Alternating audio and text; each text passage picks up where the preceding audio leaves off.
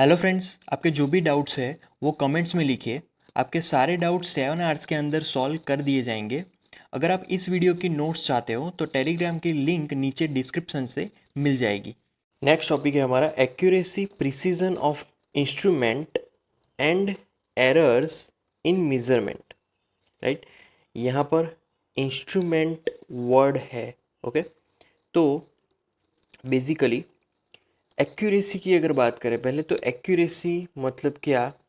तो कोई भी फिजिकल क्वांटिटी, राइट, उसका जो भी मेजरमेंट वैल्यू है वो ट्रू वैल्यू के कितने पास है, दैट इज कॉल्ड एक्यूरेसी। अगर ज़्यादा पास है तो वो वैल्यू ज़्यादा एक्यूरेट हुई।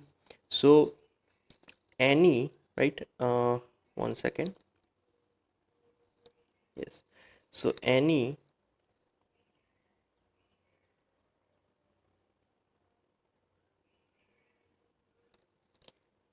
फिजिकल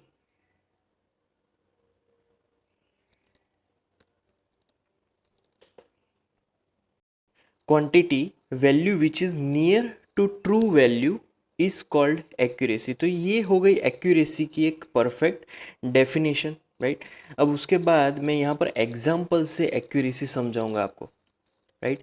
तो एग्जाम्पल से मान लीजिए कि अभी आपकी घड़ी में 6:15 and 24 सेकेंड इतना टाइम हुआ है। 6 o'clock 15 minute and 24 second, right. मेरी वॉच में यहाँ पर 6:07 minute and 15 सेकेंड, राइट। तो आपकी वॉच में है 6 o'clock 15 minute and 24 second, right. और आपकी वॉच में है 6 o'clock 7 minute और 15 सेकेंड। बट एक्चुअली जो नेटवर्क टाइमिंग है, जो इंडियन नेटवर्क टाइमिंग जो ट्रू वैल्यू है वो है 6:12:30 second, 6 o'clock 12 minute 30 second, right. तो यहाँ पर ये देखना है कि कौन सी वॉच में, मतलब कि आपकी और मेरी वॉच में से कौन सी वॉच में डिफरेंस कम है, क्योंकि जो ज़्यादा नज़दीक होगा इस ट्रू वैल्यू के वही हमारा आंसर होगा, राइट। तो आपकी जो वॉच है वो यहाँ पर नज़दीक है, राइट, लगभग 3 मिनट का डिफरेंस है। बट मेरी वॉच में तो लगभग 5 मिनट जितना डिफरेंस है। तो आपकी वैल्यू ज़्यादा एक्यूरेट हुई मेरी वॉच से। तो आपकी वॉच ज़्यादा एक्यूरेट हुई क्योंकि वो ट्रू वैल्यू के नज़दीक है। ट्रू वैल्यू है 6:12:30, right. So this is accuracy, right. अगर दूसरा एग्जांपल लें हम लोग, सो सेकंड एग्जांपल में मान लीजिए कि यहाँ पर अभी जो टेम्परेचर है वो कोई परफेक्ट मेज़रमेंट वैल्यू, कोई एक डिवाइस से मैं टेम्परेचर फाइंड कर रहा हूँ। तो अभी का जो वैल्यू है वो दिखा रहा है 30 degree Celsius, right, 30 degree Celsius दिखा रहा है। अब दूसरा इंस्ट्रूमेंट में वो चीज़ 27 डिग्री सेल्सियस दिखा रहा है, राइट। बट एक्चुअली उसका जो मेज़रमेंट है वो है 29 इज़ अवर ट्रू वैल्यू, वो परफेक्ट मेज़रमेंट है। तो इन तीनों में से, मतलब कि इन दोनों में से कौन सा हमारा एक्यूरेट आंसर है, तो हमें डिफरेंस देखना है। तो डिफरेंस में 30 और 29 के बीच कम डिफरेंस है, तो 30 ज़्यादा एक्यूरेट मेज़रमेंट हुआ, राइट। तो ये सिंपल एक्यूरेसी का एक कॉन्सेप्ट है। अब प्रिसीजन का कॉन्सेप्ट समझते हैं। पहले उसकी डेफिनेशन देख लेते हैं। If any physical quantity measurement up to which resolution और which limit is called precision. मतलब कि कोई भी फिजिकल क्वांटिटी का मेजरमेंट कब तक हम लोग कर सकते हैं, कितना रिजोल्यूशन उसके अंदर ला सकते हैं, दैट इज कॉल्ड प्रिसीजन। इस फॉर एग्जांपल हम लोग अगर वॉच की ही बात करें, वॉच का अगर मेरे पास टाइम है, राइट, तो मान लीजिए कि अभी 7:07 राइट। तो जो वॉच है पर्टिकुलर, तो एक वॉच दिखा रही है 7 आवर 7 मिनट। बट मेरे पास एक दूसरी वॉच है वो दिखा रही है 7, यहाँ पर वो 5 मिनट दिखा रही है, बट यहाँ पर 12 सेकेंड, सेकेंड के साथ भी वो वॉच हमें रिप्रेजेंट करती है, शो करती है सेकेंड के साथ, राइट। तो इन दोनों में अगर कंपैरिजन की जाए तो जो ज़्यादा डेटा दे पा रहा है, मतलब कि यहाँ पर सेकेंड तक जा रहा है, तो जो जो भी वॉच ज़्यादा डेटा दे सकता है that is more precise than other. तो ये ज़्यादा प्रिसीजन वाली वैल्यू हुई, right. So this is more precise than any other watches. Similarly अगर हमें दूसरा एग्जांपल लेना है, राइट, इस फॉर एग्जांपल एक मैंने लेंथ फाइंड की अपनी स्केल से, तो वहाँ पर उस पेंसिल की लेंथ मुझे मिली 5.7 सेंटीमीटर, राइट। बट अगर मैं वही चीज़ वर्नियर कैलिपर से फाइंड आउट करता हूँ तो वर्नियर कैलिपर से मुझे वो चीज़ मिल रही है 5.72 सेंटीमीटर। बट वही चीज़ अगर मैं जो हमारा स्क्रू गेज है उससे फाइंड करता हूँ तो मुझे आंसर मिल रहा है 5.721 सेंटीमीटर। तो इन तीनों ऑब्जर्वेशन में से कौन सा ज़्यादा प्रिसीजन वाला ऑब्जर्वेशन हो, कौन सा मोर प्रिसाइज हुआ, तो जो भी डेटा हमें ज़्यादा दे सकता है, तो इन तीनों में से ज़्यादा डिजिट है स्क्रू गेज वाले इंस्ट्रूमेंट से जो हमने मेज़रमेंट लिया था उसके पास, राइट। तो यहाँ पर पॉइंट के बाद 3 डिजिट है, राइट। तो डिजिट्स में वो वैल्यू ज़्यादा है, so this is more precise than any other value.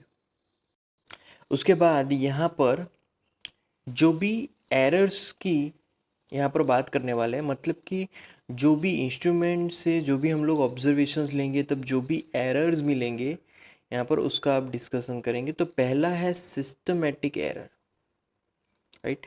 अब सिस्टमेटिक एरर मतलब कि क्या, हमने मान लीजिए कि एक एक्सपेरिमेंट किया, उसमें बहुत सारे हमने ऑब्जर्वेशंस लिए, राइट। एक्सपेरिमेंट में हम लोग बहुत ज़्यादा ऑब्जर्वेशंस लेने वाले, जितने ज़्यादा ऑब्जर्वेशंस उतने ही ज़्यादा यहाँ पर एक्यूरेट वैल्यू हमें मिलती जाएगी, राइट। तो मान लीजिए कि सारे ऑब्जर्वेशंस ट्रू वैल्यू से यहाँ पर थोड़े डिफरेंट है। ट्रू वैल्यू से ऑब्वियसली थोड़े डिफरेंट हो सकते हैं, ऐसा हो सकता है क्योंकि अंदर एरर्स होंगी। तो वहाँ पर जो एरर्स होंगी वो आइदर पॉजिटिव वैल्यू में एरर होगी और नेगेटिव वैल्यू में एरर होगी, कोई भी एरर हो सकती है, राइट। बट दोनों ही एरर एक साथ नहीं हो पाएगी, आइदर पॉजिटिव और नेगेटिव, राइट। तो यहाँ पर उसको हम लोग सिस्टमेटिक एरर बोलेंगे, सिस्टमेटिक एरर्स, राइट। फिर सिस्टमेटिक एरर के अंदर इंस्ट्रूमेंटल एरर है हमारा, इंस्ट्रूमेंटल एरर। तो इंस्ट्रूमेंटल एरर क्या है? इंस्ट्रूमेंटल एरर नाम पर से ही आपको पता चल जाएगा कि इंस्ट्रूमेंट से जो एरर मिल रहा है that is instrumental error, right. तो मान लीजिए कि हमारे पास एक ब्लड प्रेशर मशीन है, ब्लड प्रेशर को मेज़रमेंट करता है, राइट। जो भी पर्सन है उसको वो हम लोग मशीन पर्टिकुलर उसकी जो बैंड होती है वो हम लोग कम्प्लीटली उसको टाइट करके भरा देते हैं एक आर्म में और फिर उसको ऑन करते हैं, राइट। तो ब्लड प्रेशर मशीन में अगर मेज़रमेंट बराबर नहीं होगा तो वो मान लीजिए कि 160 किसी का ब्लड प्रेशर है तो वो उनको 170 बता सकता है क्योंकि वो पहले से ही इंस्ट्रूमेंट के अंदर ही वो एरर है, राइट। तो यहाँ पर ये प्रॉब्लम आ सकती है, इंस्ट्रूमेंट की एरर की वजह से ये हमें गलत दिखा सकता है, राइट। तो यहाँ पर ये चीज़ हो सकती है। दूसरा अगर एग्जांपल ले तो वर्नियर कैलिपर्स, वर्नियर कैलिपर्स में अगर जॉज अगर एकदम ज़ीरो वैल्यू पे पहुँच गए, मतलब कि वहाँ पर जॉज क्या हो गए, इकट्ठा हो जाएंगे, राइट। तो वहाँ पर मान लीजिए कि जो वर्नियर स्केल है उसका ज़ीरो एंड मेन स्केल उसका ज़ीरो, दोनों एक दूसरे पे मैच नहीं हो रहे हैं, मतलब कि दोनों के डिवीज़न मैच होने चाहिए क्योंकि ज़ीरो ज़ीरो वैल्यू है, बट यहाँ पर मैच नहीं हो रहे तो वो इंस्ट्रूमेंटल एरर में आएगा, that is called instrumental error, right. मान लीजिए कि सिमिलर वे में हम लोग थर्मोमीटर की बात करें, तो थर्मोमीटर का यहाँ पर मैं जो उबलता हुआ पानी है उसका टेम्परेचर अगर फाइंड आउट करूँ, तो थर्मोमीटर का टेम्परेचर 100 डिग्री सेल्सियस होना चाहिए। बट वहाँ पर जो अंकन हुआ है, अंकन के मतलब कि जो कैलिब्रेशन के कारण वो हमें 104 डिग्री बताता है। तो ये इंस्ट्रूमेंट की वजह से एरर मिल रहा है 4 डिग्री सेल्सियस। एक्चुअली हमें भी पता है कि बॉइलिंग वाटर 100 डिग्री सेल्सियस पे ही मिलता है, बट फिर भी वो बता रहा है 104 डिग्री सेल्सियस। तो वो इंस्ट्रूमेंट के कारण हमें एरर दिख रही है, right. So that is called instrumental error. उसके बाद है इम्परफेक्शन इन एक्सपेरिमेंटल टेक्निक और प्रोसीजर। तो यहाँ पर एक मैं सिंपल एग्जांपल लूँगा, एनसीईआरटी में भी वही एग्जांपल लिया है। मान लीजिए कि आपके पास एक थर्मोमीटर है, राइट। अब थर्मोमीटर में आप जानते हो कि वहाँ पर कोई भी बॉडी टेम्परेचर अगर आपको मेज़रमेंट लेना है तो आपको वो जीभ के नीचे सबसे बेस्ट मेथड है। दूसरा, आप उसको अपने बगल के नीचे भी रख सकते हो, बट सबसे बेस्ट मेथड है जीभ के नीचे। क्यों? क्योंकि वहाँ पर थर्मोमीटर की जो टिप होती है वो परफेक्टली आपके बॉडी के कांटेक्ट में आएगी, राइट। हमारा जो मेन एम है थर्मोमीटर से मेज़रमेंट लेना, वो वही है कि उसकी जो टिप है वो परफेक्टली आपके बॉडी के कांटेक्ट में आनी चाहिए, तभी वो रीडिंग आपको परफेक्टली करेक्ट बताएगी, राइट।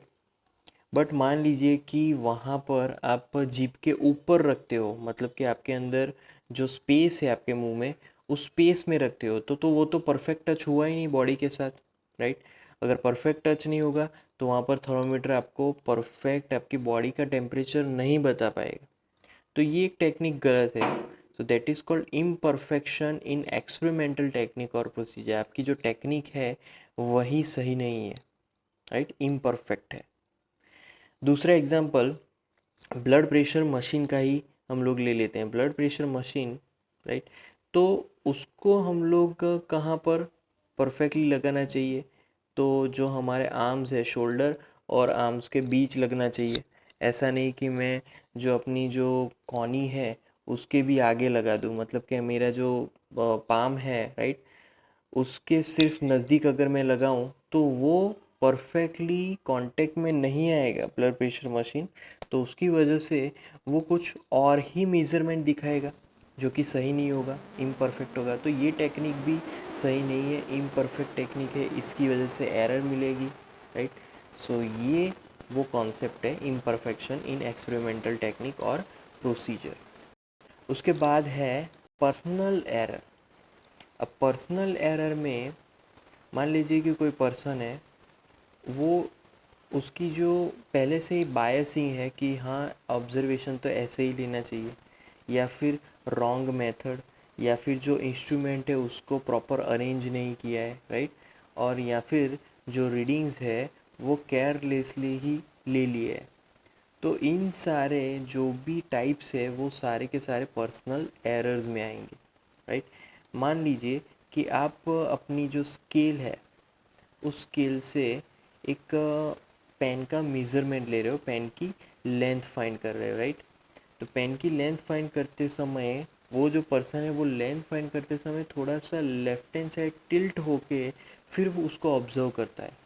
तो obviously left hand side tilt होके अगर वो ऑब्जर्व लेगा तो थोड़ा कम हमारा मेज़रमेंट आएगा, राइट, क्योंकि वो लेफ्ट हैंड साइड गया है। तो ये एक पर्सनल एरर हुई, क्योंकि वो अपने पर्सनल बायसिंग को रखकर फिर रीडिंग ले रहा है। पर्सनल बायसिंग क्या है इसमें? तो उसको पहले से ही ऐसा है कि रीडिंग लेते वक्त लेफ्ट हैंड साइड टिल्ट हो जाना, राइट। तो ये एक पर्सनल बायसिंग हुआ, सो वो पर्सनल एरर में आएगा, राइट। तो यहाँ पर इस प्रकार के जो भी रीडिंग्स लिए जाएंगे बायसिंग के हिसाब से, कुछ लोग मान लीजिए कि कुछ लोग राइट हैंड साइड टिल्ट हो जाते हैं, तो वो भी सेम वो रीडिंग ज़्यादा दिखाएगा, राइट। हमें रीडिंग कैसे लेना है? एकदम स्ट्रेट वे में, एकदम सीधा होना चाहिए, तब वो रीडिंग हमें परफेक्टली दिखेगा, और वो जो रीडिंग्स होगा, जो ऑब्जर्वेशन होगा, वो विदाउट एरर होगा। उसके बाद है रैंडम एरर, राइट। मान लीजिए कि आप कोई एक्सपेरिमेंट कर रहे हो, राइट। उस एक्सपेरिमेंट में अचानक ऐसे एक्सटर्नल फैक्टर है जो कि रैंडमली आ जाते हैं। अब वो जो फैक्टर्स हैं, हम उसका कोई भी पहले से ही हम लोग उस फैक्टर्स को जानते नहीं हैं, और वैसे फैक्टर्स आ जाने के कारण जो भी ऑब्जर्वेशन है उसमें जो भी एरर मिलती है उसको हम लोग रैंडम एरर बोलते हैं। तो मान लीजिए कि कोई एक पर्सन है, कोई एक ही फिज़िकल क्वांटिटीज़ का बहुत बार ऑब्जर्वेशंस लेता है, तो हर बार जो ऑब्जर्वेशंस हैं वो सेम नहीं होते। जो ऑब्जर्वेशंस होते हैं, राइट, तो ऑब्जर्वेशंस डिफरेंट हो जाते हैं। सो यहाँ पर रैंडम एरर्स में पॉजिटिव एंड नेगेटिव ऐसे दोनों ही प्रकार की यहाँ पर एरर्स मिलती है। सो वो रैंडम एरर में आएगा। तो रैंडम एरर में हम लोग क्या समझे कि एक ही ऑब्जर्वेशन बहुत बार अगर लें, मतलब कि एक ही टेक्निक बहुत बार लें, तो वहाँ पर हर बार सेम रिजल्ट नहीं मिलता है। क्यों? क्योंकि यहाँ पर एकदम रैंडम फैक्टर्स अफेक्ट करते हैं, राइट। रैंडम फैक्टर, मान लीजिए कि हम कोई इलेक्ट्रिसिटी का कोई एक्सपेरिमेंट कर रहे हैं, राइट, इलेक्ट्रिसिटी। तो इलेक्ट्रिसिटी का कोई एक्सपेरिमेंट कर रहे हैं और जो पावर सप्लाई है वो पावर सप्लाई थोड़ा अलग अलग वेरिएट होता है, मतलब कि थोड़ा थोड़ा चेंज होता है। तो अगर पावर सप्लाई ही थोड़ा थोड़ा चेंज हो रहा है तो हमारा जो ऑब्जर्वेशन है वो भी थोड़ा थोड़ा चेंज होगा। तो हर बार एक ही ऑब्जर्वेशन नहीं मिल रहा, अलग अलग ऑब्जर्वेशन मिल रहा है, that is called random error. उसके बाद है least count error, right. Least count error मतलब क्या? पहले तो लीस्ट काउंट समझ लेते हैं। लीस्ट काउंट मतलब कि जो भी हमने इंस्ट्रूमेंट यूज़ किया है और मेज़रमेंट के लिए, उसका सबसे छोटे से छोटी value, that is called least count error, sorry least count, right. तो minimum value of instrument, so minimum value of instrument that is called least count, right। अब हम लीस्ट काउंट समझ गए। अब यहाँ पर जो भी लीस्ट काउंट के साथ, मान लीजिए कि वर्नियर कैलिपर्स है, तो वर्नियर कैलिपर्स का लीस्ट काउंट क्या है? तो वो है 0.01 सेंटीमीटर, ये उसका लीस्ट काउंट है। फिर बात करते हैं screw gauge, right. Screw gauge और स्फेरोमीटर, अगर दोनों की बात करें, दोनों के लीस्ट काउंट सेम है, राइट। स्क्रू गेज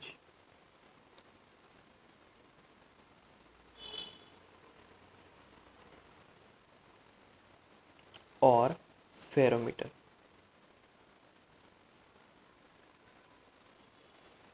तो दोनों के ही लीस्ट काउंट यहाँ पर सेम है और वो है 0 पॉइंट कितना होगा? तो यहाँ पर 0.10 ऐड कर देना है, 1 सेंटीमीटर। तो वर्नियर कैलिपर से एक ज़ीरो ज़्यादा है। तो यहाँ पर जो भी लीस्ट काउंट एरर है, राइट, क्योंकि एरर भी फिर इसमें ही मिलेगी, या फिर 0.05 होगी, 0.06 होगी, डिपेंड्स कि कितनी एरर है। तो यहाँ पर इस वजह से, मतलब कि लीस्ट काउंट के वैल्यू के ऊपर से जो भी एरर मिलेगी, that is called least count error, right. तो यहाँ पर हम लोग एरर को कैलकुलेट कर सकते हैं, उसको पॉजिटिव मतलब कि ऐड करके या फिर सब्ट्रैक्ट करके। तो इसीलिए हम लोग जितने भी ऑब्जर्वेशंस होते हैं उनके रीडिंग्स की जो नंबर्स हैं वो बढ़ा देते हैं, क्योंकि जितने रीडिंग्स ज़्यादा हम लोग लेंगे उतनी ही एरर होने की, मतलब एरर कम होती जाएगी।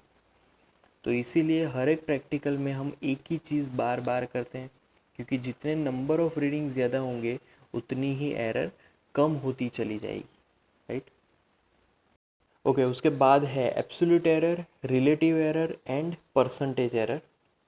तो यहाँ पर इन तीनों एरर का हम लोग स्टडी करने वाले हैं। तो पहले मैं यहाँ पर तीन ऑब्जर्वेशंस लूँगा। मान लीजिए कि मैंने एक एक्सपेरिमेंट में तीन मेजरमेंट लिए थे, A1, A2 एंड A3।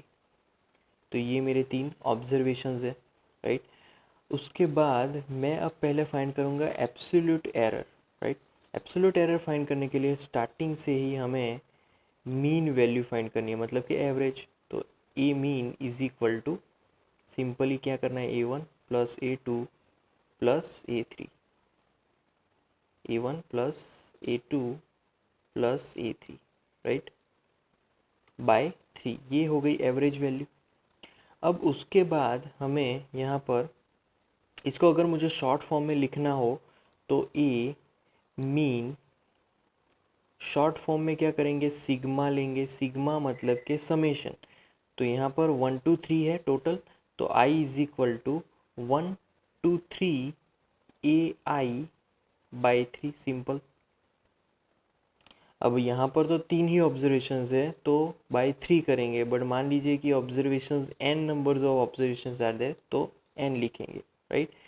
यहाँ पर भी फिर तो तीन की जगह, मतलब कि यहाँ पर तीन की जगह n हो जाएगा अगर n ऑब्जर्वेशंस हैं तो यहाँ पर n, राइट। ओके, अब एब्सोल्यूट एरर मतलब कि यहाँ पर डिफरेंस फाइंड करेंगे। तो पहला जो डिफरेंस है दैट इज डेल्टा A1। तो delta A1 is equal to A1 minus a mean, मतलब कि एवरेज वैल्यू जो हमने यहाँ पर फाइंड की वो, फिर दूसरी वैल्यू मतलब कि delta A2 is equal to A2 minus a mean, फिर तीसरी वैल्यू मतलब कि delta A3, right, is equal to A3 minus a mean, right. तो ये तीन ऑब्जर्वेशंस हमें मिले। अब एवरेज एब्सोल्यूट उसका करना है, मतलब कि एवरेज फाइंड करेंगे। तो ए डेल्टा ए मीन मतलब एवरेज ऑफ थ्री डेल्टाज, तो is equal to first delta A1 plus delta A2 and then plus delta A3, right. अब बाय 3, तीन ऑब्जर्वेशंस हैं इसलिए, right.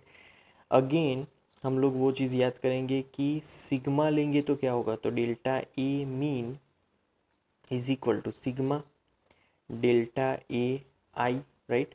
I is equal to 1 to कहाँ तक, तो n numbers है तो n तक, यहाँ पर बाय n भी आ जाएगा, राइट। फिर उसके बाद यहाँ पर हमें दो चीज़ मिली, डेल्टा ए एम और delta A mean, right.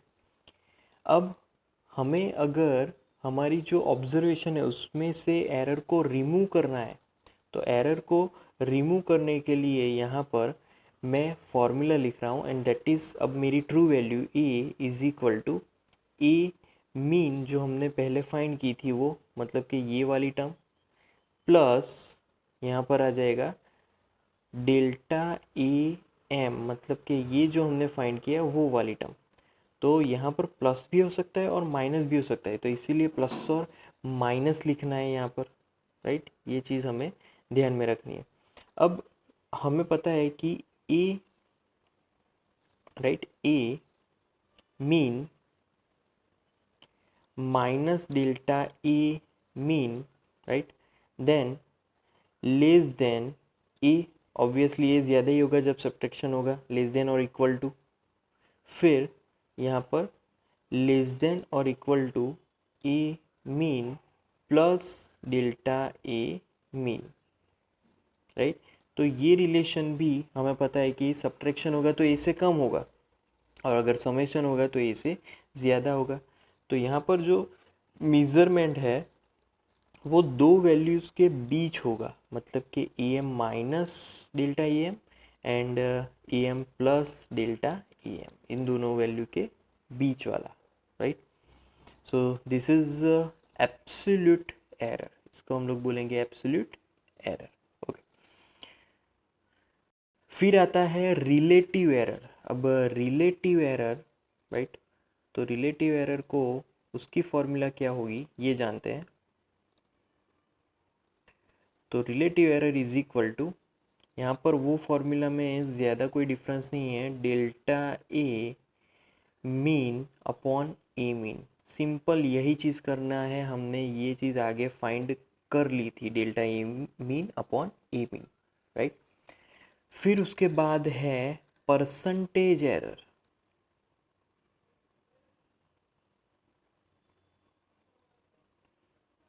Percentage error, right.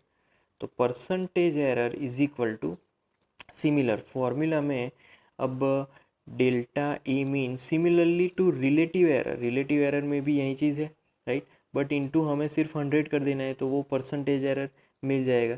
तो परसेंटेज एरर को दूसरे वे में अगर लिखना चाहे तो यहाँ पर और कुछ नहीं, ये है रिलेटिव एरर इनटू 100। तो परसेंटेज एरर फाइंड करने के लिए रिलेटिव एरर इंटू 100 करना है, so that will give us directly percentage error.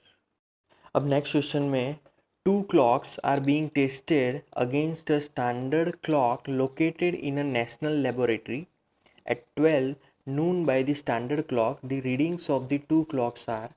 तो यहाँ पर दो क्लॉक्स के रीडिंग्स दिए हैं मंडे टू संडे तक के।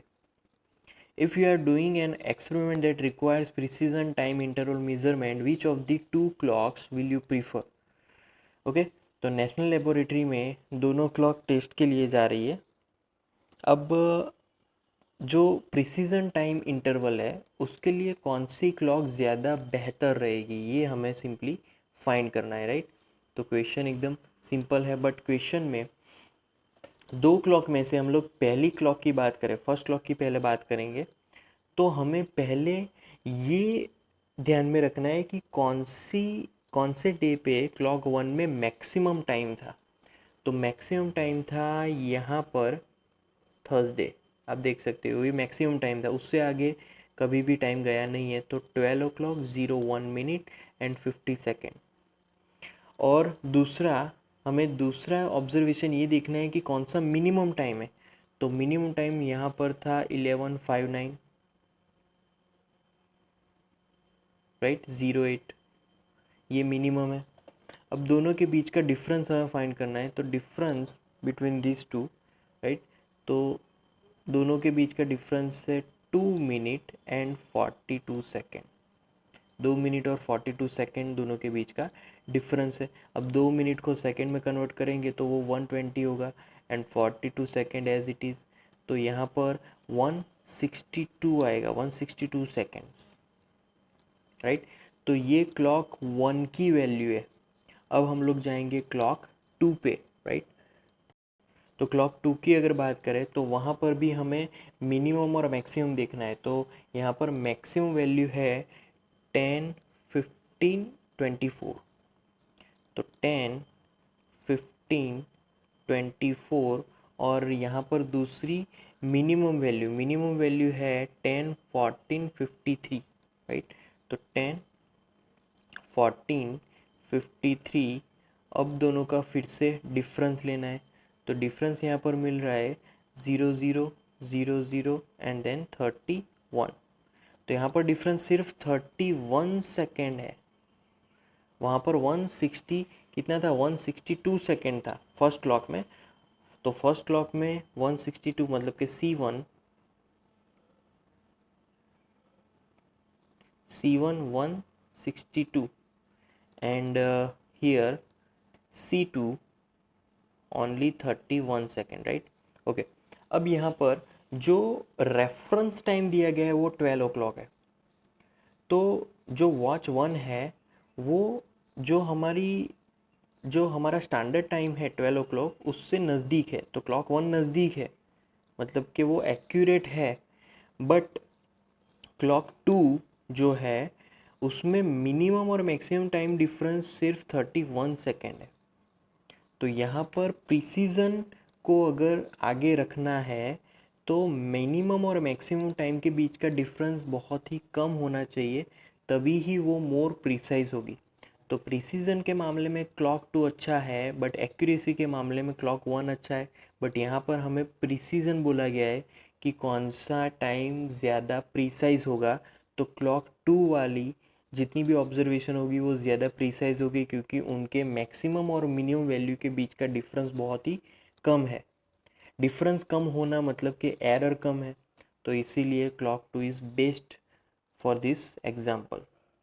तो नेक्स्ट एग्जाम्पल है, we measure the period of oscillations of simple pendulum in successive measurements, the readings turn out to be 2.63 second, 2.56 second, 2.42 second, 2.71 second and 2.80 second. Calculate the absolute errors, relative error और percentage error. तो basically यहाँ पर एक simple pendulum दिया गया है जिसके कुछ ऑसिलेशंस के यहाँ पर रीडिंग्स दिए गए हैं। तो यहाँ पर एब्सोल्यूट एरर, रिलेटिव और परसेंटेज एरर तीनों एरर्स फाइंड करनी है, राइट। तो यहाँ पर पहले एब्सोल्यूट एरर से स्टार्ट करेंगे। तो एब्सोल्यूट एरर के लिए यहाँ पर जो भी हमारे पास वैल्यूज़ है उन सबका एवरेज फाइंड करना है, राइट। तो पहली जो वैल्यू है वो है 2.63 plus 2.56 plus 2.42 plus 2.71 and plus 2.80, right. ये पांचों वैल्यू उनका एडिशन करेंगे और बाय 5 करेंगे तो यहाँ पर एवरेज वैल्यू मिलेगी हमें, राइट।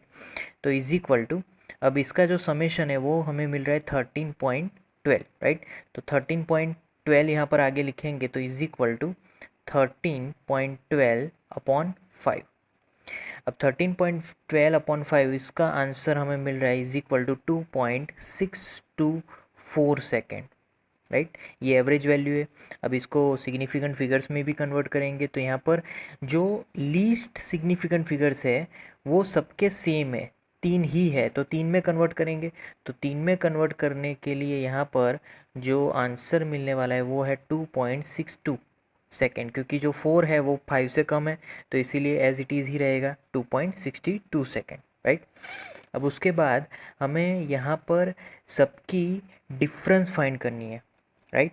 तो सबके डिफरेंस, तो पहले जो भी डिफरेंस है वो होगा, यहाँ पर वैल्यू है 2.63 minus 2.62 is equal to 0.01 second मिलेगा, राइट।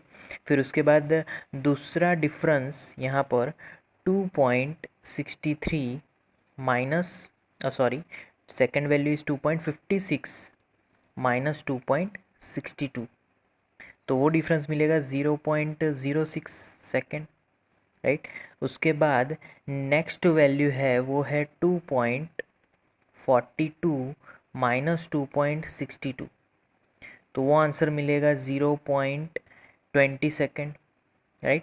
तो 0.20 सेकेंड आप यहाँ पर देख सकते हो कि ये जो वैल्यू है यहाँ पर नेगेटिव आंसर मिलना चाहिए, बट हमने पॉजिटिव लिखा है क्योंकि हमें सिर्फ वैल्यू चाहिए।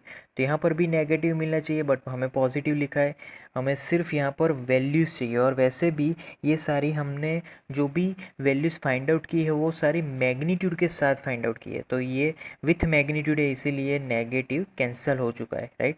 उसके बाद जो डिफरेंस है वो है 2.71 minus 2.62, right, is equal to, तो 0.09 सेकेंड आएगा, राइट। तो यहाँ पर वो आंसर होगा 0.09 सेकेंड, ओके। फिर जो वैल्यू है वो है नेक्स्ट वैल्यू, वो है 2.80 माइनस 2.62, तो वो आंसर यहाँ पर है 0.18 सेकेंड, राइट। तो 5 डिफरेंसेस मिले। अब फिर से एब्सोल्यूट एवरेज निकालना है, तब हमें एब्सोल्यूट एरर मिलेगा। तो इन सभी का एवरेज वैल्यू, तो यहाँ पर मैं उसको लिख रहा हूँ delta t mean value, right, m. तो इन सभी की एवरेज मतलब कि 0.01 प्लस 0.06 प्लस 0.20 0.09 प्लस 0.18, इन सब का एडिशन बाय 5 अगर करेंगे तो फिर से यहाँ पर आंसर मिलेगा 0.11 सेकेंड, राइट। तो पहले हमें एवरेज मिल रही थी 2.62 यहाँ पर लिखा है, और फिर जो डिफरेंस है उसका एवरेज मिल रहा है 0.11। तो इसकी जो सिंपल पेंडुलम है उसका जो टाइम पीरियड है उसकी अगर यहाँ पर वैल्यू लिखूँ तो उसकी वैल्यू होगी t is equal to 2.62 plus और माइनस 0.11 सेकेंड। मतलब कि हमारी जो वैल्यू है वो 2.62 plus 0.11 second to 2.62 minus 0.11 second के बीच की वैल्यू होगी। मतलब कि इसका आंसर होगा 2.73 सेकेंड एंड 2.51 सेकेंड के इन बिटवीन जो भी वैल्यूज़ होगी वो कोई भी आंसर यहाँ पर हो सकता है, राइट। तो यहाँ पर जो एब्सोल्यूट एरर हमें मिल रही है वो है 0.11। तो पहला आंसर हमने फाइंड कर लिया। अब दूसरा आंसर फाइंड करेंगे और वो है रिलेटिव एरर।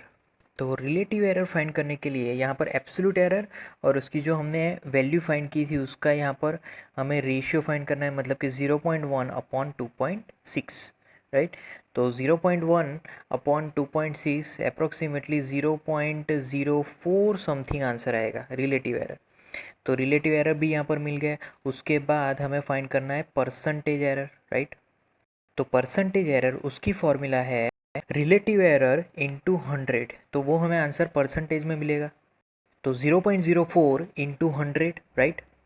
4% वो हमारा लास्ट आंसर होगा, राइट।